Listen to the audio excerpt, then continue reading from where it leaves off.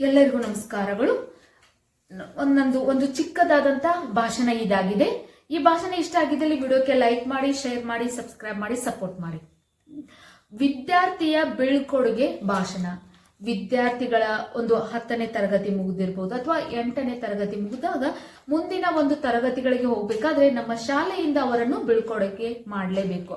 ಆ ಸಂದರ್ಭದಲ್ಲಿ ವಿದ್ಯಾರ್ಥಿಗಳು ತಮ್ಮ ಅನಿಸಿಕೆಗಳನ್ನು ಹೇಳುತ್ತಾ ಒಂದು ಚಿಕ್ಕದಾದ ಭಾಷಣ ಮಾಡುವುದರ ಮೂಲಕ ಅಲ್ಲಿದ್ದಂತ ಶಿಕ್ಷಕರಿಗೆ ಒಂದು ಧನ್ಯವಾದಗಳನ್ನು ಸಲ್ಲಿಸುತ್ತಾರೆ. ಅದನ್ನು ಯಾವ ರೀತಿ ವಿದ್ಯಾರ್ಥಿಗಳು ತಮ್ಮ ಶಿಕ್ಷಕರಿಗೆ, ತಮ್ಮ ಮುದ್ದಿನ ಶಿಕ್ಷಕರಿಗೆ, ತಮ್ಮ ಪ್ರೀತಿಯ ಶಿಕ್ಷಕರಿಗೆ ಯಾವ ರೀತಿ ಭಾಷಣದ ಮೂಲಕ ತಮ್ಮ ಧನ್ಯವಾದಗಳನ್ನು ತಿಳಿಸಬೇಕೆಂಬುದು ಒಂದು ಚಿಕ್ಕ ಭಾಷಣ ಇದಾಗಿದೆ.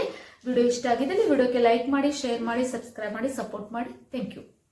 ಮೊದಲನೇದಾಗಿ ಎಲ್ಲರಿಗೂ ಮುಂಜಾನೆಯ ಶುಭಾಶಯಗಳು. ಇಂದು ಬೀಳ್ಕೊಡುಗೆ ಸಮಾರಂಭವಿದೆ. ಈ ಸಂದರ್ಭದಲ್ಲಿ ನನ್ನ ಅನಿಸಿಕೆ ಮತ್ತು ಅಭಿಪ್ರಾಯ ಹೇಳುತ್ತೇನೆ. ಈ ಬೀಳ್ಕೊಡುಗೆ ದಿನ ನನಗೆ ತುಂಬಾ ದುಃಖದ ದಿನ ಮತ್ತು ನನ್ನ ಶಾಲೆಯ ಕೊನೆಯ ದಿನವಾಗಿದೆ. ಈ ಬೀಳ್ಕೊಡುಗೆ ದಿನ ನನಗೆ ತುಂಬಾ ದುಃಖದ ದಿನ ಮತ್ತು ನನ್ನ ಶಾಲೆಯ ಕೊನೆಯ ದಿನ. ಅಂದ್ರೆ ನಾನೇ ಒಬ್ಬ ವಿದ್ಯಾರ್ಥಿ ಅಂತ ತಿಳಿದುಕೊಂಡು ನಾನು ಈ ಭಾಷಣ ಮಾಡ್ತಾ ಇದ್ದೇನೆ. ನೀವು ಕೂಡ ವಿದ್ಯಾರ್ಥಿ ಆಗಿದ್ದಲ್ಲಿ ಇದೇ ತರ ಭಾಷಣ ಮಾಡಿ.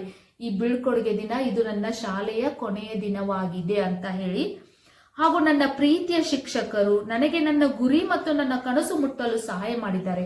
ಹಾಗೂ ನನ್ನ ಎಲ್ಲ ಶಿಕ್ಷಕರು ಅಂದ್ರೆ ಪ್ರೀತಿಯ ಶಿಕ್ಷಕರು, ಎಲ್ಲ ಸಬ್ಜೆಕ್ಟ್ ಆಗಿರ್ಬೋದು, ಕನ್ನಡ, ಮ್ಯಾಥ್ಸ್, ಇಂಗ್ಲಿಷ್, ಪ್ರತಿಯೊಂದು ಸಬ್ಜೆಕ್ಟಿನ ಪ್ರೀತಿಯ ಶಿಕ್ಷಕರು ನನ್ನ ಗುರಿ ಮುಟ್ಟಲು, ನನ್ನ ಕನಸನ್ನು ನನಸು ಮಾಡಿಕೊಳ್ಳಲು ಸಹಾಯ ಮಾಡಿದಂತ ಎಲ್ಲ ಶಿಕ್ಷಕರಿಗೂ ನನ್ನ ಒಂದು ನಮಸ್ಕಾರಗಳು, ಕೋಟಿ ಕೋಟಿ ನಮಸ್ಕಾರಗಳನ್ನು ತಿಳಿಸುತ್ತೇನೆ. ಹಾಗೂ ನೆಕ್ಸ್ಟ್ ಪಾಯಿಂಟ್, ನಮ್ಮಲ್ಲಿ ಪ್ರತಿಯೊಬ್ಬರಿಗೂ ಒಂದು ಕನಸು ಇದ್ದೇ ಇರುತ್ತದೆ. ಆದರೆ ಇಂದು ನಾವು ನಮ್ಮ ಕನಸುಗಳನ್ನು ಸಾಧಿಸಲು ನಮಗೆ ತುಂಬಾ ಸಹಾಯ ಮಾಡಿದಂತ ನನ್ನ ಗುರುಗಳಿಗೆ ನನ್ನ ಕೋಟಿ ನಮನಗಳು. ಈ ಪಾಯಿಂಟ್ ಎಷ್ಟು ಚೆನ್ನಾಗಿದೆ ನೋಡಿ.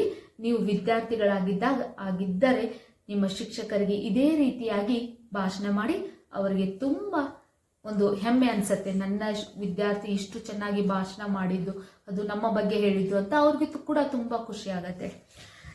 ಯಾವ ಪಾಯಿಂಟ್ ಅಂತ ಮತ್ತೊಮ್ಮೆ ಹೇಳ್ತೇನೆ, ನೋಡ್ಕೊಳ್ಳಿ. ನಮ್ಮಲ್ಲಿ ಪ್ರತಿಯೊಬ್ಬರಿಗೂ ಒಂದು ಕನಸು ಇದ್ದೇ ಇರುತ್ತದೆ. ಆದರೆ ಇಂದು ನಾವು ನಮ್ಮ ಕನಸುಗಳನ್ನು ಸಾಧಿಸಲು ನಮಗೆ ತುಂಬಾ ಸಹಾಯ ಮಾಡಿದಂತ ನನ್ನ ಗುರುಗಳಿಗೆ ನನ್ನ ಕೋಟಿ ನಮನಗಳು. ಆದರೆ ಇಂದು ನಾವು ಈ ಶಾಲೆಯನ್ನು ಬಿಟ್ಟು ಹೋಗುತ್ತಿದ್ದೇವೆ ಎಂಬ ಮಾತು ತುಂಬಾ ನೋವು ಕೊಡ್ತಾ ಇದೆ. ಆದರೆ ಇಂದು ಈ ಶಾಲೆಯನ್ನು ನಾವು ಬಿಟ್ಟು ಹೋಗ್ತಾ ಇದ್ದೇವೆ ಎಂಬ ಒಂದು ಮಾತು ನಮಗೆ ತುಂಬಾ ನೋವು ಕೊಡ್ತಾ ಇದೆ. ಈ ಬೀಳ್ಕೊಡುಗೆ ಸಂದರ್ಭ ನೆನಪಿಸಿಕೊಂಡರೆ ಕಣ್ಣಲ್ಲಿ ನೀರು ತುಂಬಿ ಬರುತ್ತೆ.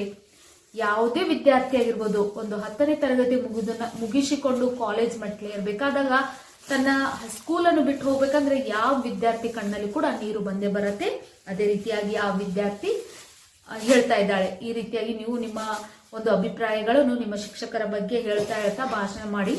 ಆ ಶಿಕ್ಷಕರಿಗೂ ಖುಷಿ ಆಗತ್ತೆ, ನಿಮ್ಗೂ ಕೂಡ ಒಂದು ಮನಸ್ಸಿಗೆ ಸಂತೃಪ್ತಿ ಸಿಗತ್ತೆ. ಈ ಬೀಳ್ಕೊಡುಗೆ ಸಂದರ್ಭ ನೆನಪಿಸಿಕೊಂಡರೆ ಕಣ್ಣಲ್ಲಿ ನೀರು ತುಂಬಿ ಬರುತ್ತದೆ. ಹಾಗೂ ಕೊನೆಯದಾಗಿ ಈ ಪೂರ್ತಿ ಪೇಪರ್ ಫೋಟೋ ಕ್ಲಿಕ್ ಮಾಡಿ ಅಪ್ಲೋಡ್ ಮಾಡಿರ್ತೇನೆ, ಇದೇ ವಿಡಿಯೋದಲ್ಲಿ ಚೆಕ್ ಮಾಡಿ. ನನಗೂ ಹಾಗೂ ನನ್ನ ಸ್ನೇಹಿತರಿಗೂ ಈ ಶಾಲೆಯು ಮತ್ತು ಶಿಕ್ಷಕರಿಗೂ ತುಂಬಾ ಪ್ರೀತಿ ಕೊಟ್ಟಿದ್ದಾರೆ. ನನಗೂ ಹಾಗೂ ನನ್ನ ಸ್ನೇಹಿತರಿಗೆ ಈ ಶಾಲೆಯು ಹಾಗೂ ಶಿಕ್ಷಕರು ತುಂಬಾ ಪ್ರೀತಿ ಕೊಟ್ಟಿದ್ದಾರೆ. ಹಾಗೂ ನಾವೆಲ್ಲರೂ ಈ ಪ್ರಪಂಚದಲ್ಲಿ ಹೇಗೆ ಬದುಕಬೇಕು ಎಂಬುದರ ಬಗ್ಗೆ ತುಂಬಾ ಚೆನ್ನಾಗಿ ಹೇಳಿಕೊಟ್ಟಿದ್ದಾರೆ. ಹಾಗೂ ನಾವು ಈ ಜಗತ್ತು, ಈ ಪ್ರಪಂಚದಲ್ಲಿ ಹೇಗೆ ಬದುಕಬೇಕು, ಹೇಗೆ ಜೀವನ ಮಾಡಬೇಕು, ಹೇಗೆ ನಮ್ಮ ಕನಸನ್ನು ನನಸು ಮಾಡಿಕೊಳ್ಬೇಕು ಎಂಬುದರ ಬಗ್ಗೆ ತುಂಬಾ ಚೆನ್ನಾಗಿ ಹೇಳಿಕೊಟ್ಟಿದ್ದಾರೆ. ಕೊನೆಯದಾಗಿ ನನ್ನ ಶಿಕ್ಷಕರಿಗೆ ನನ್ನ ಪ್ರಣಾಮಗಳನ್ನು ತಿಳಿಸುತ್ತಾ ಈ ಚಿಕ್ಕದಾದ ಭಾಷಣ ಮುಗಿಸುತ್ತೇನೆ. ಜೈ ಕನ್ನಡಾಂಬೆ ಅಂತ ಹೇಳಿ ಇಲ್ಲಿಗೆ ನಿಮ್ಮ ಒಂದು ಅನಿಸಿಕೆ ಮುಗಿಸಿ. ಅಷ್ಟೇ ಅಲ್ಲದೆ ನಿಮ್ಗೆ ಯಾವುದಾದ್ರೂ ತುಂಬಾ ಮನಸ್ಸಿಗೆ ಹತ್ತಿರವಾದಂತ ಯಾವುದೇ ಒಂದು ಪ್ರಸಂಗ ಇರ್ಬೋದು, ಅದನ್ನು ಕೂಡ ನೀವು ನಿಮ್ಮ ಭಾಷಣದಲ್ಲಿ ಹೇಳಿ ಒಂದು ಭಾಷಣವನ್ನು ಮುಗಿಸಿದಾಗ ನಿಮ್ಮ ಶಿಕ್ಷಕರಿಗೆ ತುಂಬಾ ಖುಷಿ ಆಗತ್ತೆ ಅಂತ ಹೇಳುತ್ತಾ ಈ ಭಾಷಣ ಇಲ್ಲಿಗೆ ಮುಗಿಸುತ್ತೇನೆ. ಇದು ನಾನು ಕೂಡ ಒಬ್ಬ ಶಿಕ್ಷಕಿ ಆಗಿರೋದರಿಂದ ಮಕ್ಕಳಿಗೆ ಯಾವ ರೀತಿ ಒಂದು ಬೀಳ್ಕೊಡುಗೆ ಭಾಷಣ ಮಾಡಬೇಕೆಂಬುದು